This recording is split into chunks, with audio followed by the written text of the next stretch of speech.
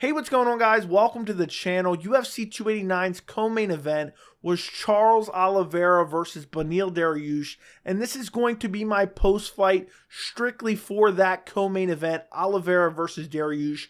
I felt like it deserved its own video. I already did a full card post-fight for UFC 289. I will link it down in the comments as well as the end cards if you want to go check it out after this. But we are going to discuss my prediction going into this fight and people overlooking Charles Oliveira. We are going to break down the fight itself. We are going to discuss what's next for Charles Oliveira. And we're also going to discuss what's next for Beneil Dariush after this loss. So first off, Charles Oliveira wins the fight via first round TKO. And we'll discuss the fight more in depth in a second.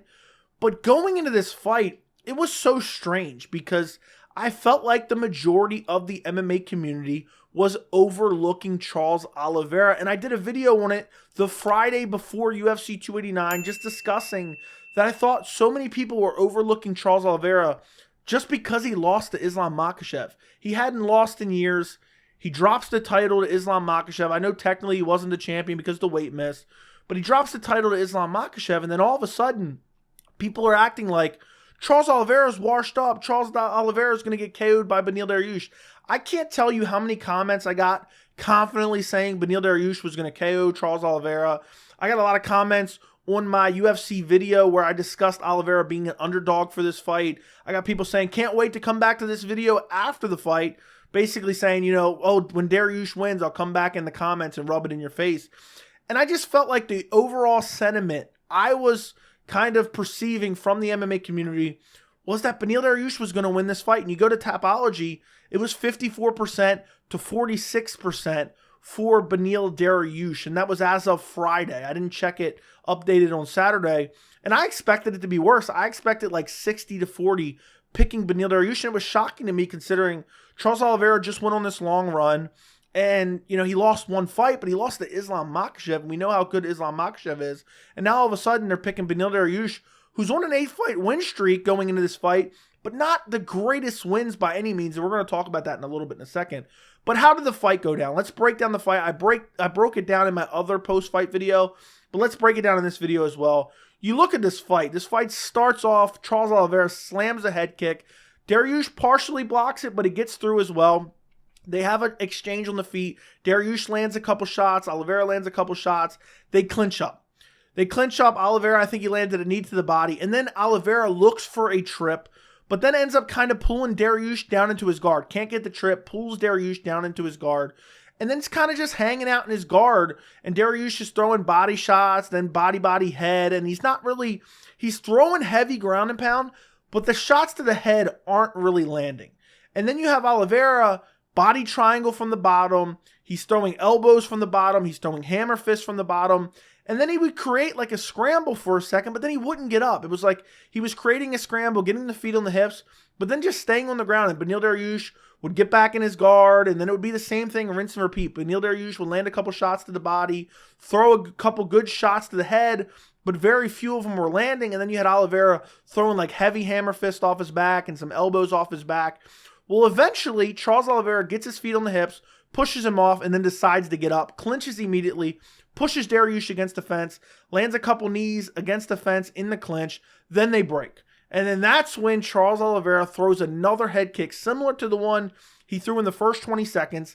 Dariush blocks it with one hand similar to what he did in the first 20 seconds, but the foot gets through and lands on the head near the ear of Beneil Dariush. Hurts him. Oliveira starts swarming him, lands a right hand, drops him badly, immediately looks to kind of get the back of Beneil Dariush. Beneil Dariush continues to scramble. Charles Oliveira just starts following up with nasty ground and pound shots. And honestly, I thought Dariush went out 3 or 4 times. I mean, he was flash KO'd multiple times. I thought he was out when he got dropped, and it looked like he got finished off and then woken up multiple times from the ground and pound. It all happened so fast and so quickly. I don't think it was like a horribly late stoppage, but it could have been stopped earlier, to be quite honest. And Charles Oliveira gets a TKO win. All the people that were doubting Charles Oliveira now are looking at it and like, damn, Charles Oliveira deserves a title shot now. That's what people are talking about. And my prediction going into this fight, I had Charles Oliveira via second round submission rear naked choke. But what I said in my prediction video, I wanted to pick Charles Oliveira via TKO badly because I thought he had a massive advantage on the feet.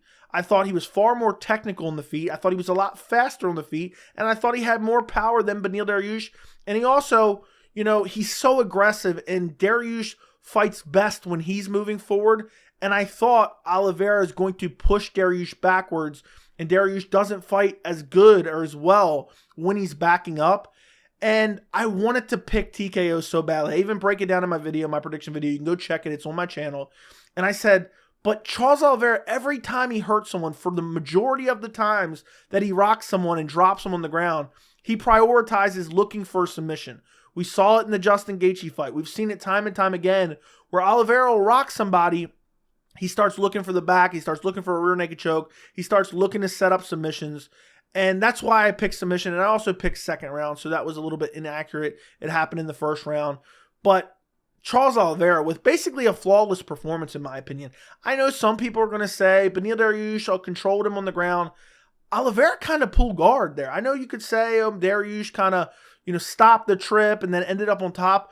But even once Dariush ended up on top, he threw some good ground and pound, don't get me wrong. But only really the shots to the body landed. None of the shots to the head really landed. A lot of them missed. They were heavy shots, and I was a little bit worried. But as soon as Oliveira seemed like he wanted to get up, because he created multiple scrambles throughout this fight, as soon as he wanted to get up, he scrambled to his feet, got to the clinch, landed a couple shots in the clinch, and then broke the clinch and went back to striking and finished Dariush rather quickly. It was almost like, okay, I'm going to finish him now in the first round. It kind of reminded me in a way, of Anderson Silva versus Stephan Bonner. And that's a little bit of a crazy comparison because Anderson Silva was kind of toying with him. But I felt like Oliveira was kind of messing around on the ground a little bit, landed some shots on the ground, maybe looking to kind of lock up a quick submission or maybe try to set up an armbar or a triangle choke. And then once he realized he wasn't getting it, he was kind of losing the round on the bottom, or at least in the judge's eyes, losing the round on the bottom, even though I thought he was doing more damage on the bottom. He decided to get up.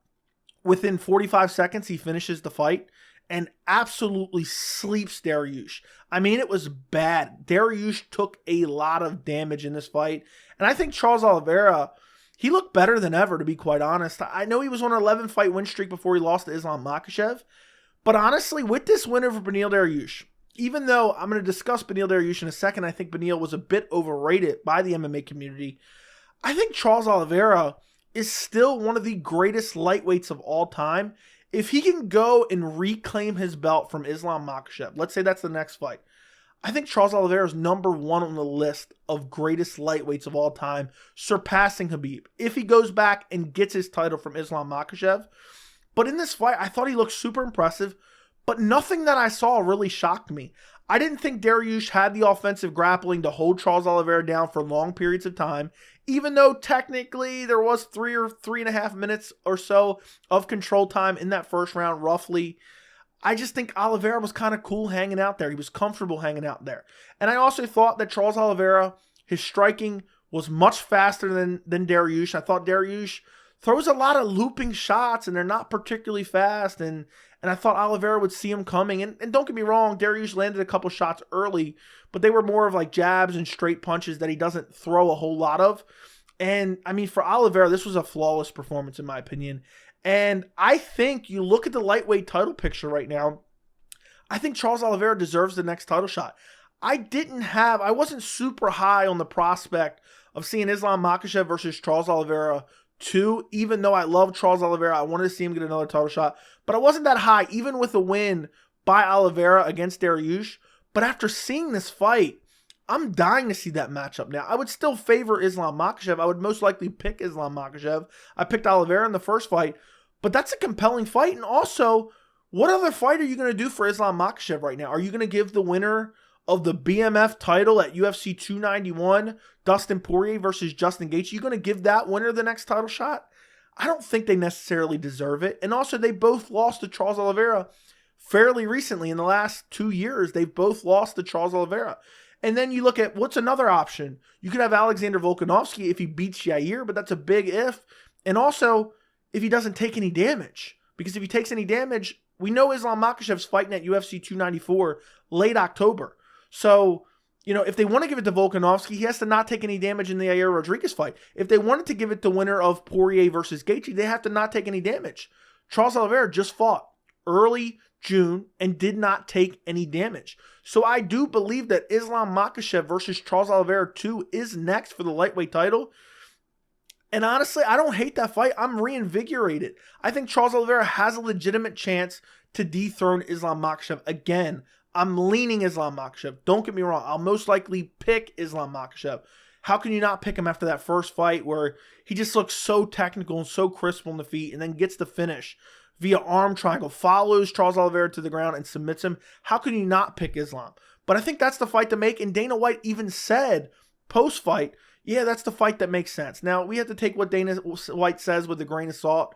But you look at all the options, I don't think, even if they want to give it to some of these other guys like Dustin Poirier or Justin Gaethje, I don't think they're going to be ready for a quick turnaround in October. They're not fighting till late July. So that's going to be a very quick turnaround. It's going to be a 3-month turnaround. You think Dustin Poirier or Justin Gaethje aren't going to come out of that fight with any injuries or any damage or any cuts? I find that hard to believe. Volkanovski's kind of more likely if he goes out there and beats Yair and then wants that rematch for the title. I think they may give it to Volk just because of how close it was at UFC 284. Even though it wasn't that close, but it was super competitive. I thought Islam Makhachev won 4 rounds. Bare minimum, he won the 3 rounds. But nonetheless, I think Oliveira put himself in a great position. And what an unbelievable run from Charles Oliveira. I mean, it's unbelievable. Beneil Dariush TKO. Then if you skip over the Islam Makhachev loss, fair enough.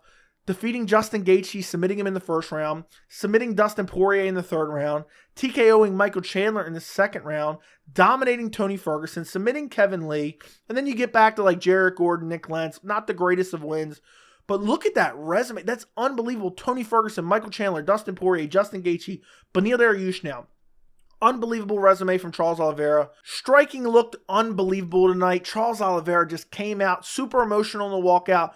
Came out more motivated than ever. He stopped Beneil Dariush and looked incredible. And I think he does deserve the next lightweight title shot. Now, if you look at Beneil Dariush, he's in a horrible spot. He's 34 years old, which isn't that old, mid-30s, but he looks like he's 75. I know I've mentioned that so many times before, but Beneil Dariush looks much older than he is. And now he's lost to Charles Oliveira, and he lost in brutal fashion. I mean, he took a lot of damage. He's going to have to sit out for a bit after this UFC 289 loss. And what's crazy to me is so many people overlooked Charles Oliveira and started mentioning losses, from all the way back in 2017 and 2016, losses to Paul Felder, Ricardo Lamas, Anthony Pettis, Max Holloway. But when I looked at Beneil Dariush's resume going into this fight, I've seen him be flatlined before. He got flatlined by Alexander Hernandez, got flatlined by Edson Barboza, and I know that was also years ago as well, but if anything, I distrusted Beneil Dariush's chin more than my lack of trust for Oliveira's chin. Oliveira got dropped a lot, but he uses his jiu-jitsu as a defense mechanism. He gets clipped with a big shot, he goes to his back, especially against guys like Dustin Poirier or Justin Gaethje, because he knows those guys are, tentative to jump into his guard. So I really thought Beneil Dariush, if anything, Beneil Dariush had the worst chin going into this fight. And I know that's super speculative, and I wasn't saying that Beneil had a terrible chin, but I also thought Oliveira had more power going in this fight. And I was a big proponent that Beneil Dariush deserved a title shot. He was on an 8-fight winning streak, and there was no one else that really deserved a title shot in the lightweight division. But I feel like you can go back and start picking apart this resume, and I've talked about it before. Again, I want to reiterate, I thought he deserved a title shot without having to fight Charles Oliveira. But you go look at this resume, he had a good win over Mateusz Gamrot at UFC 280. I thought Mateusz Gamrot lost to Arman Tsarukyan. So there's that. But he looked good. He dropped him. The scrambles, the defensive grappling looked incredible. Then you go back to his most recent win before that against Tony Ferguson. That was essentially the dead corpse of Tony Ferguson. That's at UFC 262, May of 2021. That's not really all that good of a win, and all he did was just take Tony Ferguson down, control him on the ground. Then before that, he had a split decision win over Carlos Diego Fajeda, and that's in February 2021. He could have lost this fight. He lost the third round. He ate a lot of big shots against Carlos Diego Fajeda, and it was one of my main reasons for picking Charles Oliveira. I saw what happened in this Diego Fajeda fight where he ate a lot of shots. He wasn't able to hold Fajeda down at all, and, that's Carlos Diego Fajeda. I don't even think he's ranked. Then you go back and look at some of the other opponents. Scott Holtzman, he brutally KO'd him, but Scott Holtzman, I believe he retired at this point. Then you go back to 2020, Jakar Close. Well, that was already 2020, but Jakar Close almost lost that fight to Jakar Close before coming back and getting that crazy KO. So you look at this resume, Frank Camacho, Drew Dober, Thiago Moises. I think Drew Dober and Thiago Moises are decent wins. I really think Beneil Dariush was overrated by the MMA community. I thought he was very good. He's very well-rounded. But I think people, for some reason, I guess it's because Charles Oliveira lost on UFC 280 against Islam Makhachev, and Beneil Dariush had a great performance against Mateusz Gamrot at UFC 280. I feel like people, all of a sudden out of nowhere, just started underestimating Charles Oliveira and overestimating Beneil Dariush, because you look at the tape, even in the Mateusz Gamrot fight, Dariush's striking didn't look all that great. He's super kick heavy, has great kicks, but not that great. The Tony Ferguson fight, he just out-grappled him, and that's the dead corpse of Tony Ferguson. And I don't say this to try to discredit Beneil Dariush, but when I look at his future and I start looking at the lightweight division, I don't think he beats Dustin Poirier. Can he take Dustin Poirier down and hold him down for 3 rounds? I don't think he's going to. Now, maybe he gets his back and submits him, but I don't think that's going to happen either. Honestly, you have Beneil Dariush. He has 22 wins. He has 8 by submission. But when's the last time he subbed a high-level guy? He subbed Drew Dober back in 2019, and Drew Dober's like, fringe top 15. I don't think he's going to take Dustin Poirier down, get his back, and submit him. I don't think that's going to happen. Justin Gaethje, I would favor Justin Gaethje in this fight, but if Beneil gets him down, I think Beneil probably would submit him because Justin Gaethje has no jiu-jitsu at all. So that's a winnable fight for him. Then you look at Michael Chandler at number 5. I think he's losing to Michael Chandler. He's probably getting KO'd by Michael Chandler. I look at number 6, Rafael Fiziev. I think he's losing to Rafael Fiziev. Fiziev has good takedown defense and very, very good striking. If it's a 3-round fight, I'm definitely taking Fiziev. Then you got number 7, Mateusz Gamrot. I think he would still beat Mateusz Gamrot because Gamrot's so grapple heavy and offensive takedown heavy. And he has already beaten him. But Mateusz Gamrot's getting better. He just came off a win over Jalen Turner. But still, I'll give him that win there. Then you got Arman Tsarukyan. I think Arman's going to win that fight. Arman's going to be able to stuff the takedowns, and I think it's going to be very close on the feet. But either way, you start looking at this division, and I know lightweight division is super stacked, but I don't think Beneil Dariush has a path back to the title. We've already seen that the UFC doesn't want Beneil fighting for a title. Dana White was non-committal that if Beneil Dariush won this fight against Charles Oliveira, that Beneil Dariush would get a title shot against Islam Makhachev, which is inconceivable to me. If he beat Charles Oliveira, he'd be the number 1 contender. There'd be no doubt about it, and there'd be no other person who would deserve a title shot more than Beneil Dariush. But I'm starting to look at this division, and I don't see a lot of hope for Beneil Dariush. He's 34 years old. He got chinned badly against Charles Oliveira, took a lot of damage to, a lot of ground and pound, had his lights shut off 3 or 4 times. He's slowing down already. The striking isn't great. And then you got guys like Dustin Poirier with elite level boxing. Guys like Justin Gaethje, who he can beat if he gets down, but Justin Gaethje with nasty power, nasty striking, nasty leg kicks, and much faster.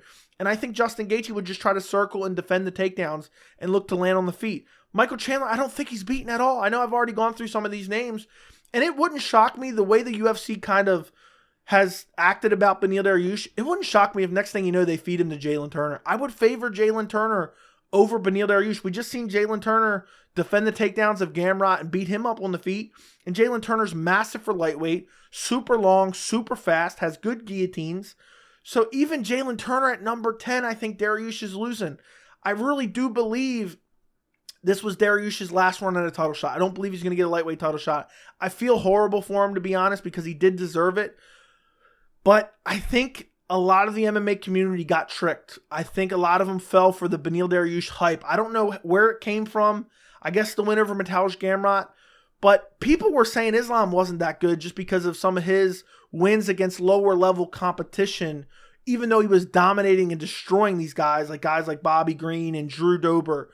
And people, for some reason, fell for the resume of Beneil Dariush. And I just think he was massively overrated going into this fight. I don't think he's a bad fighter. I still think he's a very good fighter. I still think he's a top 10 lightweight. But I just see a very troublesome future for Beneil Dariush in the lightweight division. If I had to pin down a what's next for Beneil Dariush, I hope the UFC gives him the loser of UFC 291's main event, Dustin Poirier versus Justin Gaethje. I think that makes a lot of sense. And I favor Dustin Poirier in that fight. And if Justin Gaethje loses, I think Beneil can win that fight and then get back into title contention. But it's going to be tough for Dariush. It's going to be very tough. I don't think the UFC is going to let him win one fight and get back into title contention unless they're absolutely devoid of all contenders in the lightweight division, which you look at the division, that's not the case by any means. And I just believe that Beneil Dariush is getting up there in age. He's slowing down. He got chinned by Charles Oliveira. And I think he got exposed at UFC 289. I really do believe that he fought a lot of lower level competition. He looked really good. And again, I'm not saying that Dariush is bad, but I think the expectations of the fan base and of the MMA community as a whole, of their perception of Beneil Dariush's skills, they massively overrated him. I believe they did the same thing with Alex Pereira. I made a similar video regarding Alex Pereira after UFC 287. But it's super unfortunate. I'd like to see Beneil Dariush get back into title contention. But honestly, after watching some of the footage, even before the Oliveira fight, watching some of the footage against Gamrot, watching some of the footage against Carlos Diego Ferreira, Beneil Dariush would have got outstruck by Islam Makhachev. And I also think Islam Makhachev could have took Dariush down and controlled him on the ground for periods of time. So I don't think Dariush beats Islam Makhachev, let alone if he has to win 2 or 3 more fights to try to get there. I don't think he's ever going to get there. So it's unfortunate for Beneil Dariush, unfortunate for Beneil Dariush fans. But Charles Oliveira, fan favorite, back on top. Well, not really on top, but back in that #1 contender position. I'm happy for Charles Oliveira. I'm sad for Beneil Dariush. And, this was just a crazy fight. And, Charles Oliveira comes out on top, gets a crazy, brutal ground and pound stoppage over Beneil Dariush.